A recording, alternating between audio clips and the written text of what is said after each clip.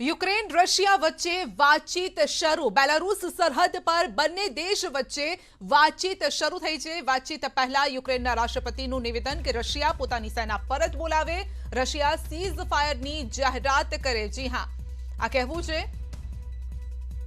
Ukraine Russia વચ્ચે વાતચીત શરૂ થઈ ગઈ છે અને તેના પર સૌ દેશોની નજર છે, તમામ દેશોની નજર છે. જોવાનું રહેશે કે આ વાતચીત કેટલી સફળ નીવડે છે, કારણ કે તમામ લોકો બસ એ જ આશા રાખીને બેઠા છે કે આ વાતચીત સુખદ નીવડે, યુદ્ધનો અહીંયા જ અંત આવે. જે પણ મ્યુચ્યુઅલ અન્ડરસ્ટેન્ડિંગ હોય તેના મારફતે પણ આ અંત આવવું એટલા માટે જરૂરી છે, કારણ કે સીધી અસર અભ્યાસ પર થઈ રહી છે, શિક્ષણ પર થઈ રહી છે. આ સાથે જ સૌથી મોટી અસર મોંઘવારી પર થવાની છે. તો રશિયા યુક્રેન યુદ્ધને લઈને મોટા સમાચાર છે. રશિયન સેનાનો મોટો દાવો છે કે રશિયાએ એર સ્પેસ પર કંટ્રોલ કર્યાનો દાવો કર્યો છે. યુક્રેનના એર સ્પેસ પર રશિયાનો કબજો છે. યુક્રેન પર બ્રિટનનો મોટો દાવો છે.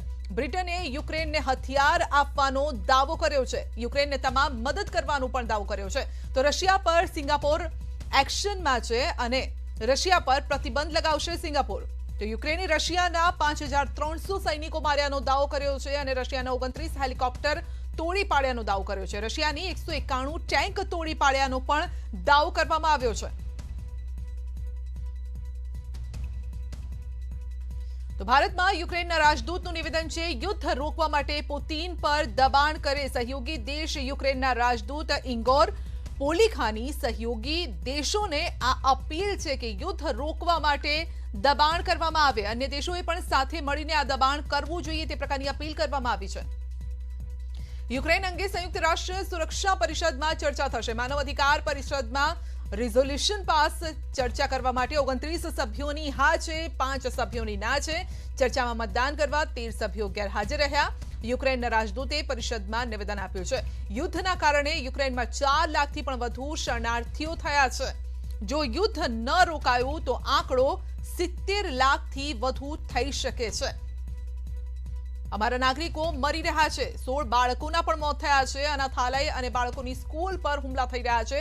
રશિયા સમગ્ર યુક્રેન પર કબજો કરવા માંગે છે. રાજદૂતનો દાવો છે કે અમે 5300 રશિયન સૈનિકોને ઠાર કર્યા છે.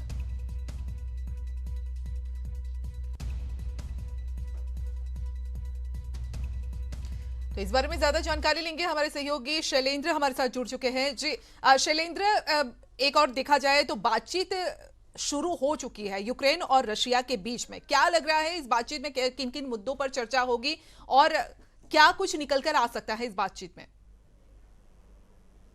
देखिए संध्या, सबसे अहम बात यह है कि जो बातचीत है उसके जरिए हल निकलता है या नहीं, ये बड़ा सवाल है, क्योंकि स्टेक्स दोनों तरफ हाई हैं और यूक्रेन ने साफ कर दिया है कि वो सरेंडर नहीं करेगा. यूक्रेन के विदेश मंत्री ने साफ कर दिया है. तो ऐसे में ये बातचीत जो बेलारूस बॉर्डर पे हो रही है, जिसमें यूक्रेन और रशियन साइड के डेलीगेशन मौजूद हैं, वो बातचीत के जरिए इसको हल करने की कोशिश करेंगे. लेकिन ये भी बता दें आपको कि अब से कुछ देर पहले यूक्रेन के एम्बेसडर जो कि दिल्ली में हैं, उन्होंने एक प्रेस कॉन्फ्रेंस करके कहा कि इस वॉर से रशिया को भी नुकसान हुआ है. रशिया के 5300 सैनिक मारे गए हैं, ऐसा दावा यूक्रेन ने किया है. और वही उन्होंने एक बार फिर ये कहा कि इसको बातचीत के जरिए हल किया जाना चाहिए. हम चाहते हैं कि रशिया ये वॉर खत्म करे. इसी बीच आज 2 अहम बैठकें हैं. एक यूएन जनरल असेंबली में होना है, यानी संयुक्त राष्ट्र आम सभा में ये बैठक होगी, और वहीं संयुक्त राष्ट्र सुरक्षा परिषद यूएनएससी में भी रात 1:15 बजे के आसपास बैठक होगी, जिसमें यूक्रेन के हालात पर और रशियन इन्वेजन को लेकर बातचीत होगी. और वहीं यूएनएचआरसी यानी यूएन ह्यूमन राइट्स कमीशन में भी इस पर चर्चा को लेकर रजामंदी हो गई है. प्रस्ताव पारित हो चुका है, जिसमें माना जा रहा है कि थर्सडे या फ्राइडे को ये बातचीत होगी. तो कुल मिला के जो तनाव बना हुआ है रूस और वेस्टर्न कंट्रीज के बीच में, वो बरकरार है. बातचीत के जरिए एक रोशनी की किरण दिखाई दे रही है कि इससे अगर कोई हल निकल के आता है. लेकिन फिलहाल जो वॉर है इस बातचीत दौरान भी वहां पर जारी है और रशियन जो स्ट्राइक्स अभी भी चल रहे हैं. जी शैलेंद्र, भारत का क्या कुछ प्रयास रहा है, क्योंकि कुछ मंत्रियों को भेजने की भी बात सामने आई थी जो हमारे भारतीय है वहां पर फंसे हुए हैं, उनको यहां लाने के लिए. तो इस बारे में क्या कुछ ताजा खबरें आ रही हैं? देखिए संध्या, हमारे पास जो जानकारी है उसके मुताबिक प्रधानमंत्री मोदी ने आज एक उच्च स्तरीय बैठक की, जिसमें केंद्रीय मंत्री भी शामिल रहे और ब्रीफ किया गया प्रधानमंत्री मोदी को, जिस वजह फैसला लिया गया कि ऑपरेशन गंगा, जिसके जरिए भारतीय नागरिकों को, भारतीय छात्रों को यूक्रेन से पड़ोसी मुल्कों के रास्ते वापस देश लाया जा रहा है। 6ठी फ्लाइट भी रवाना हो चुकी है भारत के लिए। तो ऐसे में इसको और तेज करने के लिए, क्योंकि करीब करीब अभी भी 14,000 के आसपास भारतीय वहां फंसे हुए हैं, तो ऐसे में 4 मंत्रियों को चिन्हित किया गया है, जिसमें हरदीप पुरी, किरण रिजिजू, ज्योतिरादित्य सिंधिया और वीके सिंह, ये 4 केंद्रीय मंत्री रवाना होंगे 4 पड़ोसी मुल्कों के लिए, जहां पर जाकर वो कोऑर्डिनेट करेंगे ताकि आराम से जो एक्सेस मिल पाए छात्रों को क्रॉस ओवर करने का और उनकी सुरक्षित घर वापसी हो सके, उनको जो तमाम सहूलियत वहां पर चाहिए, इसके लिए 4 मंत्री वहां पे कोऑर्डिनेट करेंगे। और हमारे पास जो जानकारी है, ये 4 मंत्री कल रवाना हो सकते हैं अपने अपने जो डेस्टिनेशन है उनके लिए, क्योंकि 4 पड़ोसी मुल्क जहां से ये इवैक्यूएशन अभी फिलहाल चलाया जा रहा है। और इसी बीच ये भी खबर है कि जो एयर इंडिया है, एयर इंडिया के साथ साथ अब स्पाइस जेट और इंडिगो, ये 2 एयरलाइंस भी जो हैं वो रवाना होंगी यूक्रेन से लाने के लिए। इसी बीच सिंधिया जो है, ज्योतिरादित्य सिंधिया, ये रोमानिया, मोल्डोवा के जरिए छात्र जो निकलेंगे उनके साथ कोऑर्डिनेट करेंगे। किरण रिजिजू जो केंद्रीय मंत्री हैं, केंद्रीय कानून मंत्री हैं, वो स्लोवाक जाएंगे। हरदीप पुरी हंगरी जा रहे हैं और वीके सिंह पोलैंड जाएंगे। आपको ये भी याद दिला दें कि वीके सिंह ने आज से कुछ साल पहले जब लीबिया में हालात खराब हुए थे, उस टाइम में भी वीके सिंह ने जिबूती के रास्ते कई भारतीय नागरिकों को निकालने में उन्होंने कोऑपरेट किया था, उनका काम सराहा भी गया था उस टाइम में जब विदेश मंत्री सुषमा स्वराज हुआ करती थी। तो कुल मिला के भारत सरकार की कोशिश यही है कि जो भी भारतीय वहां फंसे हुए हैं उनको सुरक्षित घर वापस लाया जा सके। लेकिन जिस तरह के हालात अभी भी ईस्टर्न यूक्रेन में बने हुए हैं, ऐसे में जो ऑपरेशन गंगा है उसमें वक्त जरूर लग सकता है। कोशिश यही सरकार की सभी भारतीय जल्द से जल्द भारत लौट सके। जी जी शैलेंद्र, आपसे ये भी जानना चाहेंगे, क्योंकि ये युद्ध भले ही 2 देशों के बीच में हो रहा हो, लेकिन इसका असर वैश्विक स्तर पर देखने को मिल रहा है। अर्थव्यवस्था पर किस तरह से इसका असर देखा जाएगा, न सिर्फ रशिया और यूक्रेन में, लेकिन भारत में भी किस तरह से असर इसका देखने को मिलेगा? देखिए, इसमें सबसे बड़ी बात यह है कि यूक्रेन पर रशियन इन्वेजन के बीच में जो वर्ल्ड इकोनॉमी है उसको जरूर धक्का पहुंचेगा। हमने ये देखा है कि ये रशियन रूबल जो है वो काफी हद तक नीचे गिर चुका है। ऑयल के प्राइसेस ऊपर जा सकते हैं, जो इनडायरेक्टली भारत के मार्केट पर भी असर कर सकता है। महंगाई बढ़ सकती है, पेट्रोल के दाम बढ़ सकते हैं। और भारत के फिलहाल सबसे अहम बात यह है कि वो अपने नागरिकों को वहां से सुरक्षित निकाले। जिस तरह के हालात वहां पर है, बॉम्बिंग हो रही है, शेलिंग हो रही है, ऐसे में ये भी कहा गया है छात्रों से कि वो घरों से बाहर ना निकले जिन इलाकों में कर्फ्यू लगा हुआ है। हालांकि इस तरह की एडवाइजरी भी आज आई थी कि जिन इलाकों में कर्फ्यू हट चुका है वो जो छात्र हैं वो ट्रेन के जरिए वेस्टर्न बॉर्डर्स का रुख करें। फिलहाल सबसे बड़ी भारत के लिए चिंता ये है कि उसके नागरिक वहां से कैसे सुरक्षित वापस लौट सकें। लेकिन जाहिर तौर पर इस युद्ध से किसी का फायदा नहीं है। इस युद्ध को लेकर आज भी यूएनएससी में भारत की तरफ जो स्टेटमेंट दिया गया था, जिसमें जोर दिया गया था कि बातचीत, शांति और डिप्लोमेसी के जरिए ही आगे बात होनी चाहिए। और भारत ने साफ कर दिया है कि जो हमारे छात्र वहां पर है, हमारे नेशनल वहां पर है, उनकी सुरक्षा भारत चिंतित है। और जिस तरह के हालात वहां पे, ऐसे में बहुत से छात्रों को निकाल पाना बहुत मुश्किल हो रहा है। जी जी शैलेंद्र, शुक्रिया आपका हमारे साथ जुड़ने के लिए।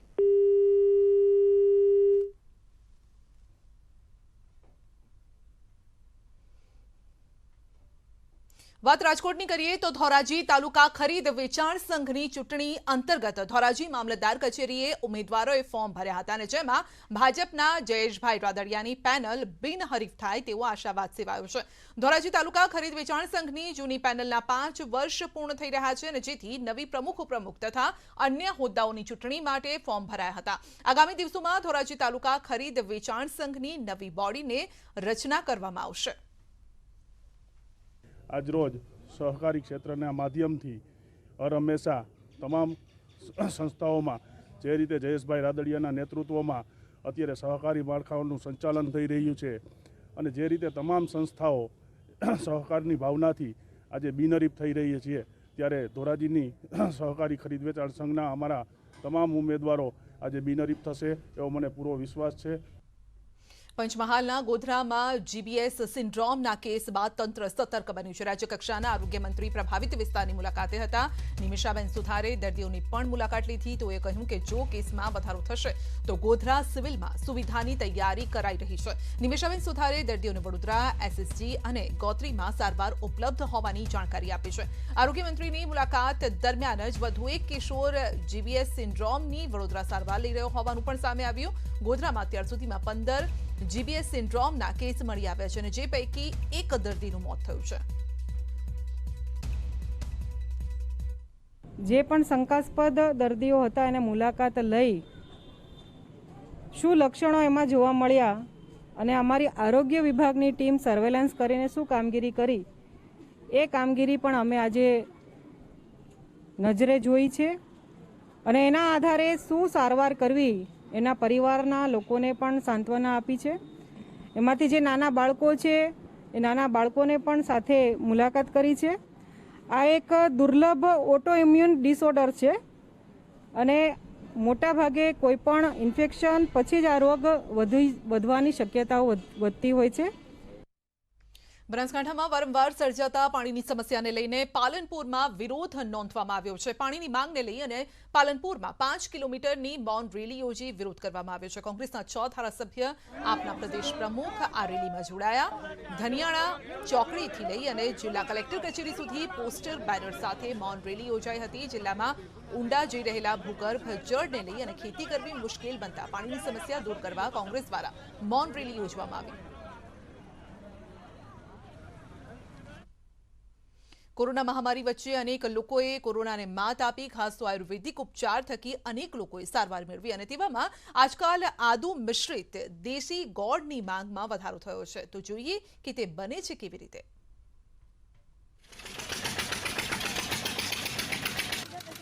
દેશી ગોળ તો અનેક જોયા હશે, પણ અહીં બની રહ્યો છે એક વિશિષ્ટ પ્રકારનો ગોળ જે કોરોના સામે લડવા રોગ પ્રતિકારક શક્તિ વધારે છે. આ ગોળ એટલે આદુ મિશ્રિત ગોળ. અમે પહોંચ્યા વડોદરાના નારેશ્વર ચોકડી પાસે, જ્યાં પીલાતી જોવા મળી હજારો ટન શેરડી.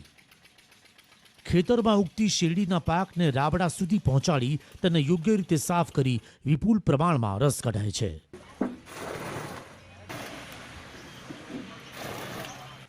ત્યારબાદ રસને ઊંચા તાપમાને લાંબા સમય સુધી ઉકાળવામાં આવે છે.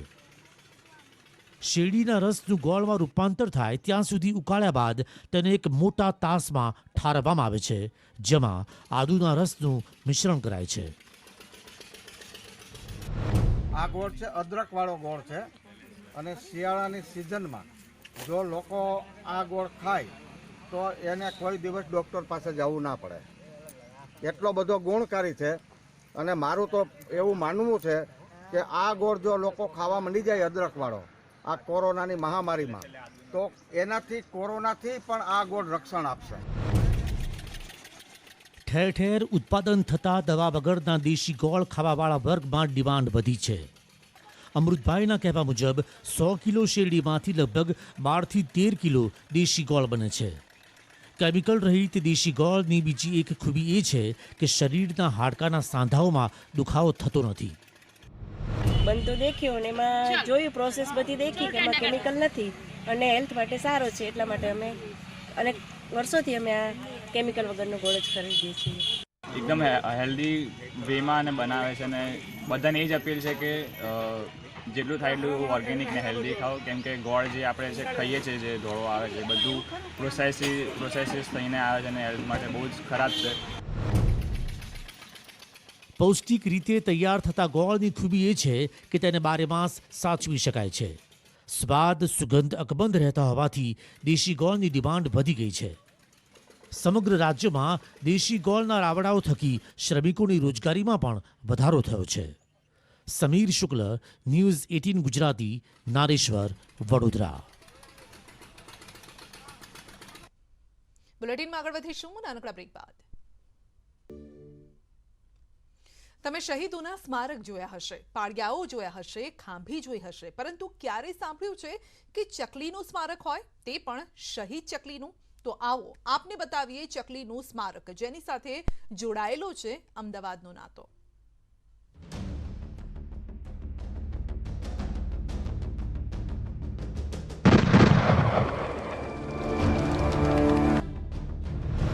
અમદાવાદના ઇતિહાસને ઉજાગર કરતું સ્મારક એટલે ઢાલની પોળમાં આવેલું ચકલીનું સ્મારક, એ પણ શહીદ ચકલીનું.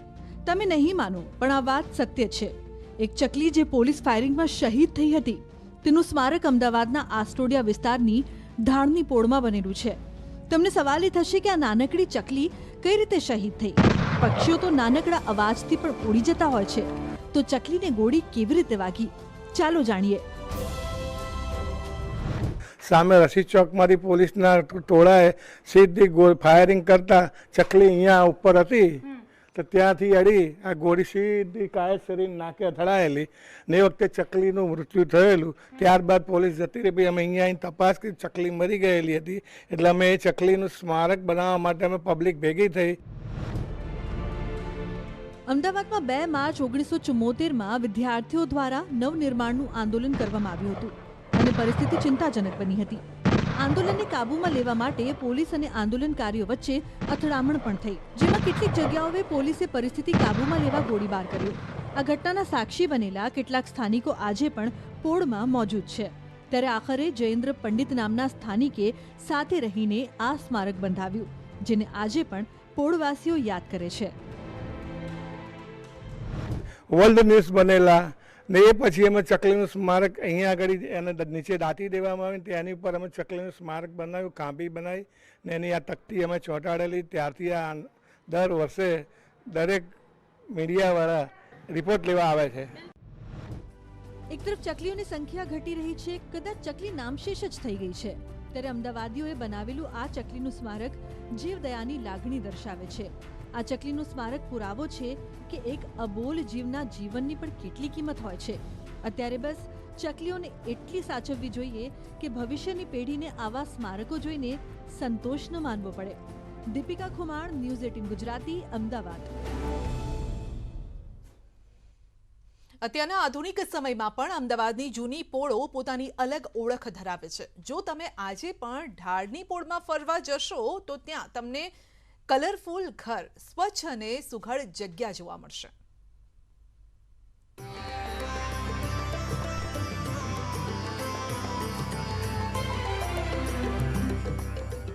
અમદાવાદની ઢાળની પોળની હવેલીઓ, તેના રસ્તા અને તેની અનોખી કહાની વિશે વાત કરીએ તો આ વારસો 611 વર્ષ જૂનો છે, પરંતુ આજે પણ આ ઇતિહાસ શહેરના હૃદય સમાન હોય એટલો સચવાયેલો છે.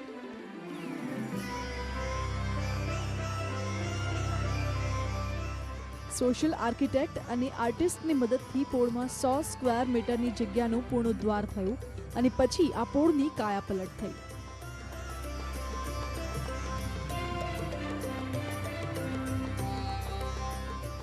આ પોળો ભલે દુનિયાભરમાં પ્રખ્યાત હોય, પરંતુ ઝડપી શહેરીકરણ, લોકોનું સ્થળાંતર અને લાઇફસ્ટાઇલમાં આવેલા ફેરફારના કારણે અમદાવાદીઓ આ જગ્યાની ખૂબ ઓછી મુલાકાત લે છે. શહેરને વર્લ્ડ હેરિટેજ સાઇટનો ટેગ મળવાનું ગર્વ તો દરેક શહેરીજનોને છે, પરંતુ અફસોસ તો એ વાતનો છે કે તેઓ ભાગ્યે જ આ સ્થળની મુલાકાત લેતા હોય છે. આજે આપણી પોળો છે એ નવી જનરેશનને કેવી રીતે અગત્યમાં અને કેવી રીતે એમના ફ્યુચરમાં ભાગ ભજવી શકે છે એ દિશામાં અમે લોકોએ કામ ચાલુ કર્યું. તો આ બધા જ જે ચોક છે, કમ્યુનિટી સ્પેસીસ છે, જે અમારા ટ્રેડિશનલ પ્લાઝાસ છે અને હવેલી છે, એ લોકલ લોકોને કેવી રીતે ઉપયોગમાં આવે ને એના માટે થઈને અમે લોકો સોશિયલ હેરિટેજ ઉપર અત્યારે કામ કરીએ છીએ. જૂના અમદાવાદમાં પોળ વિસ્તારને કારણે દેશ વિદેશમાં અમદાવાદની પોળની બોલબાલા છે. ત્યારે અમદાવાદને હેરિટેજ સિટી તરીકે જાહેર કર્યા બાદ તેની પ્રસિદ્ધિમાં વધુ એક યશ કલગી ઉમેરાયું છે, જેનું નામ છે ફ્રેન્ચ હવેલી, જે કોઈ 5 સ્ટાર હોટલથી કમ નથી. આ હવેલીને જોઈને તમને વિશ્વાસ નહીં થાય કે આ અમદાવાદની ભરચક એવા પોળ વિસ્તારમાં આવેલી છે, જેની બરોબર બાજુમાં આવેલી છે બાગબાન હવેલી. મારા જાણવા મુજબ આ હવેલી છેલ્લા 150 વર્ષ જૂની છે ને પહેલાં અહીંયા પન્નાલાલ શેઠ કરીને રહેતા હતા, કાપડના મોટા વેપારી હતા. તેઓએ આ મકાન વેચી ને સેટેલાઇટ બાજુ રહેવા ગયા. ત્યારે ફ્રેન્ચના એમ્બેસેડર આવેલા, તેમને આ મકાન ખરીદીને આ મકાનનું ડેવલપ કરીને આ ફ્રેન્ચ હવેલી તરીકે નામ આપીને એની આગવી ઓળખ આપેલી છે. અમદાવાદમાં હવેલીનો ઇતિહાસ જ્યારે શોધીએ ત્યારે આ બંને હવેલીની વાત ચોક્કસથી કરવી પડે. આ હવેલી અમદાવાદની સ્થાપના કરતાં પણ જૂની છે. અને એટલે જ તે ઓળખાય છે હેરિટેજ હવેલીના નામથી. દીપિકા ખુમાણ, ન્યૂઝ 18 ગુજરાતી, અમદાવાદ. પૂર્વ સીએમ રૂપાણી પર કોંગ્રેસ દ્વારા મુકાયેલા આક્ષેપ મામલે વિજય રૂપાણીએ કાયદાકીય પ્રક્રિયા હાથ ધરી છે. વકીલ મારફતે તેઓએ કોંગ્રેસને નોટિસ મોકલી છે. જો 15 દિવસમાં લેખિતમાં માફી નહીં માંગે તો બદનક્ષીનો દાવો કરશે. મહત્વનું છે કે આણંદ પરની જમીનમાં 500 કરોડના ભ્રષ્ટાચારનો આક્ષેપ મૂક્યો છે. કોંગ્રેસના વિરોધ પક્ષના નેતા સુખરામ રાઠવાએ રૂપાણી પર આ આક્ષેપ મૂક્યો હતો. જો કે આ સમગ્ર આક્ષેપને વિજય રૂપાણીએ ફગાવતા કહ્યું છે કે મારા વિરુદ્ધ કોંગ્રેસનું આ કાવતરું છે. કોંગ્રેસ કાયમ કૌભાંડ કરતી આવી છે. કોંગ્રેસે જે આક્ષેપો કર્યા કે રાજકોટની જમીનમાં ઝોનફેર કરીને 500 કરોડનું કૌભાંડ આચરવામાં આવ્યું છે, એમાં મારા ઉપર, સરકાર ઉપર, ભાજપના આગેવાનો ઉપર એમને આક્ષેપો કર્યા છે. આ મુદ્દે મેં ગંભીરતા લીધી છે. મારી સરકારે 5 વર્ષ ઈમાનદારીથી કામ કર્યા છે, અનેક વિકાસના નિર્ણય કર્યા છે અને આ વિષયને પબ્લિકલી એક નૈતિક જવાબદારી મારી ગણીને મેં આજે લીગલી કાર્યવાહી કરી છે. અને મારા વકીલને મેં સૂચના, હું અમેરિકાથી ગઈકાલે રાત્રે આવ્યો અને આજ સવારે જ મેં વકીલને સૂચના આપીને નોટિસ પટકાવી છે કે આ આક્ષેપો કર્યા છે એના પુરાવા રજૂ કરે અથવા માફી માગે. 15 દિવસમાં જો કોંગ્રેસ જવાબ નહીં આપે તો હું કોર્ટમાં બદનક્ષીનો દાવો માંડીશ, માનહાનિનો દાવો માંડીશ. કારણ કે મારી પ્રતિષ્ઠાને ધ્યાનમાં રાખીને આ આક્ષેપોને હું ચલાવવા માગતો નથી. કમળો હોય એને પીળું દેખાય. કૌભાંડી કોંગ્રેસ, કાયમ કૌભાંડો એ લોકો જ કરતા આવ્યા છે. એના જવાબ હજી સુધી લોકોને આપ્યા નથી. કોંગ્રેસ ડૂબતું નાવ છે. કોંગ્રેસ ખતમ થઈ રહી છે. ભલભલા લોકો કોંગ્રેસ છોડી રહ્યા છે ત્યારે લોકોનું ધ્યાન બીજે ડાયવર્ટ કરવા, મારી કારકિર્દી ઉપર પ્રશ્નાર્થ ઊભા કરવા ષડયંત્ર યોજ્યું છે અને એ ષડયંત્રના ભાગરૂપે આ એક કાવતરું જ છે. આથી વિશેષ કશું નથી. માટે મેં આની ગંભીરતા લઈ અને કાયદેસરની કાર્યવાહીનો આરંભ કર્યો છે. મેં એમના વકીલ તરીકે એ ત્રણેયને સિવિલ નોટિસ પાઠવી છે બદનક્ષીની. એ ઉપરાંતમાં મદદનીશ, અંગત મદદનીશ વિરોધ પક્ષના નેતાના કાર્યાલયના કે જેમના નામથી એ પ્રેસ નોટ પ્રસારિત કરવામાં આવી હતી મીડિયાને, એમને પણ એક સિવિલ નોટિસ પાઠવી અને બદનક્ષીની નોટિસ પાઠવી દીધી છે. ગ્લોબલ વોર્મિંગના કારણે ક્લાઇમેટ ચેન્જની સમસ્યા વિશ્વ ભોગવી રહ્યું છે અને ત્યારે ગુજરાત જેવા મોટા દરિયા કિનારા ધરાવતા રાજ્યો માટે પણ આ પ્રશ્ન ખૂબ જ ગંભીર બન્યો છે. કારણ કે આવી પરિસ્થિતિ વખતે આપણી પાસે ઉપલબ્ધ સાધન સામગ્રીનો કઈ રીતે ઉપયોગ કરી અને તેમાંથી બચી શકાય તે માટે પોરબંદરમાં એક વિશેષ પ્રોજેક્ટ તૈયાર કરવામાં આવ્યો છે. તો આગા ખાન એજન્સી ફોર હેબિટેટ અને રાજ્ય સરકારના ક્લાઇમેટ ચેન્જ ડિપાર્ટમેન્ટ દ્વારા પોરબંદરમાં બાયોડાયવર્સિટી એન્ડ ક્લાઇમેટ ચેન્જ અંગેનો પ્રોજેક્ટ લોન્ચ કરાયો છે. આ પ્રોજેક્ટ પોરબંદર જિલ્લાના દરિયા કિનારાના ગામોને કુદરતી આપત્તિઓથી બચવામાં મદદરૂપ થશે. पोरबंदर जो ज़िला है एक कोस्टल ज़िला है और यहाँ पे जो नेचुरल डिज़ास्टर जो है, नैसर्गिक आपदाएं जो है बहुत अलग अलग प्रकार की यहाँ पे आती है. जो हम बोलते हैं कि मल्टी हज़ार प्रोन डिस्ट्रिक्ट है, जैसे साइक्लोन है, रेगुलर फ्लडिंग है या फिर बाकी अलग जो नेचुरल डिज़ास्टर्स है उससे काफ़ी जो नुकसान है वो ज़िले को वहाँ पे पहले भी हुआ है और इन फ्यूचर भी होने के चांसेस है. तो जब हम पूरा असेसमेंट गुजरात में कर रहे थे तो हमें ऐसा लगा कि पोरबंदर एक हमारा एक पायलट इनिशिएटिव वहाँ पे हो सकता है जो ऑलरेडी प्रोन है सभी डिज़ास्टर्स को लेके और यहाँ पे काम करने की बहुत ज़्यादा ज़रूरत है. पोरबंदर एक एवो दरिया किनारानो विस्तार है, कोस्टल एरिया है કે જ્યાં ઘણી બધી કુદરતી આપત્તિઓની સંભાવના રહેલી છે. આપણે જાણીએ છીએ તેમ આપણે ત્યાં વસતા લોકો, એમાંથી ઘણા બધા લોકો ફિશિંગના વ્યવસાય સાથે જોડાયેલા છે અને એ લોકો દરિયો ખેડતા હોય છે. દરિયામાં વાવાઝોડા ઉદ્ભવે છે એમાં ક્લાઇમેટ ચેન્જ એક મોટું કારણ માનવામાં આવે છે અને આ વાવાઝોડાની સંખ્યા એ હાલના દિવસોમાં વધી છે. તે મુખ્ય હેતુથી આ પ્રોજેક્ટ અહીંયા પોરબંદરમાં શરૂ કરવામાં આવી રહ્યો છે. અમૂલ દૂધના ભાવમાં વધારો. જી હા, અમૂલમાં લીટરે ₹2 નો વધારો થયો છે. અમૂલ ગોલ્ડ 500 ગ્રામનો નવો ભાવ છે ₹30. અમૂલ તાજા 500 ગ્રામનો નવો ભાવ છે ₹24. અમૂલ શક્તિ 500 ગ્રામનો નવો ભાવ છે 27 રૂપિયા। આવતીકાલથી નવો ભાવ અમલી બનશે। તો દૂધના ભાવમાં વધારો થયો છે। અમૂલે દૂધના ભાવમાં વધારો કર્યો છે। અમૂલમાં લીટરે 2 રૂપિયાનો વધારો થયો છે। અમૂલ ગોલ્ડ 500 ગ્રામનો નવો ભાવ છે 30 રૂપિયા। તાજા અમૂલ તાજા 500 ગ્રામનો નવો ભાવ છે 24 રૂપિયા। અમૂલ શક્તિ 500 ગ્રામનો નવો ભાવ છે 27 રૂપિયા। આવતીકાલથી નવો ભાવ અમલી થશે। ઐતિહાસિક વારસાની જાળવણી કરવી એ આપણી નૈતિક ફરજ છે, અને ત્યારે આણંદના બોરસદમાં ઐતિહાસિક ધરોહરની જાળવણીની અલગ કિસ્સો જ અહીંયા સામે આવ્યો છે। બોરસદ શહેરમાં આવેલ વણઝારી વાવનો એક ઐતિહાસિક વારસો અને ઇતિહાસ છે। તંત્રની ઘોર બેદરકારીના કારણે આ વાવની દિવાલોના પોપડા ઉખડી રહ્યા છે। તંત્રએ વાવના સમારકામ અંગે બેદરકારી દાખવી છે। વાવમાં નીચે ઉતારવાના પગથિયા પણ ઘસાઈ ગયા છે, અને જેના કારણે સ્થાનિકો અને ઇતિહાસ પ્રેમીઓએ ભારે દુઃખની લાગણી વ્યક્ત કરી છે, અને હાલ સ્થાનિકો તંત્ર પાસે વાવના રિનોવેશનની માંગ કરી રહ્યા છે। બુલેટિનમાં અત્યારે બસ આટલું જ। રજા આપશો। નમસ્કાર।